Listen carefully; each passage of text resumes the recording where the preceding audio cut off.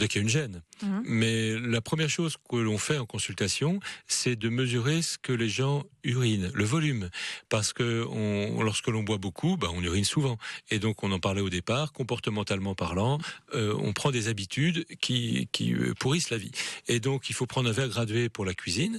Et puis, à chaque fois qu'on urine, on urine dedans. On note l'heure et le volume. Si on dépasse sur 24 heures 2 litres, c'est pas la peine de faire aucun traitement. Tout ce qui rentre doit sortir, et donc faut simplement réduire ses boissons. C'est la première chose.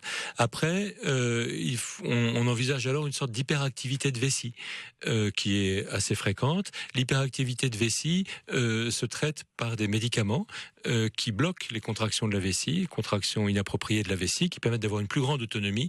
Ces médicaments sont très très efficaces, mais ils ont des effets secondaires qui sont bouche sèche, constipation. Bon, on peut le gérer avec des petites doses, mais surtout au très long cours, sur toute une vie, des problèmes de risque de maladie d'Alzheimer. Donc, il faut être prudent avec ces prescriptions. Il y a d'autres médicaments, mais qui sont pas remboursés, qui stimulent la dilatation de la vessie. Sont pas remboursés, n'ont pas ces effets secondaires. Donc, il faut arriver à jongler entre les deux. Mais la plupart du temps, à partir du moment où les médicaments redonnent un certain confort, on peut les arrêter au bout d'un certain temps. Parce que, encore une fois, beaucoup de ces symptômes vésicaux fréquents sont comportementaux. Et donc, quand on casse les habitudes, à ce moment-là, après, on guérit. On devrait aller combien de fois aux toilettes par jour ? C'est 6 par jour et 1 par nuit. Ok. Voilà. Ce qui fait 7. Okay. Ça fait 7 en tout, oui. Parce Merci. qu'en principe, on doit suffisamment boire pour uriner 1,5 litre, 1,8 litre. C'est pas la peine d'uriner plus. Et est-ce que systématiquement, on vide entièrement notre vessie ou pas ? Oui, mais il y a une tolérance, et notamment pour les hommes qui peuvent avoir des petits obstacles, obstructions de la prostate. Jusqu'à 200 millilitres de résidus, c'est toléré, mais ça fait déjà beaucoup. Habituellement, on vide complètement, ou il reste 20 ou 50 millilitres dedans. Et est-ce qu'il vaut mieux des mictions longues ou des mictions courtes ? C'est très pratique comme question. Il faut des mictions respectées.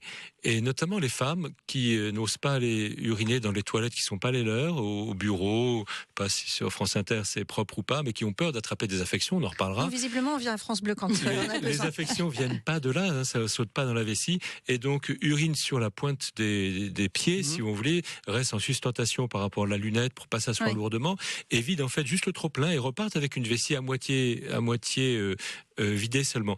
Donc il faut des mictions longues, détendues, complètes. Pour répondre à la question de Lucie, est-ce qu'il existe des exercices physiques pour entraîner sa vessie ? Non, ce qu'on appelle le stop pipi par exemple ne sert à rien. Okay. Parce que c'est pas les mêmes muscles, c'est un sphincter volontaire. En fait, il faut entraîner le périnée. Pour être clair, entraîner le périnée, c'est quoi ?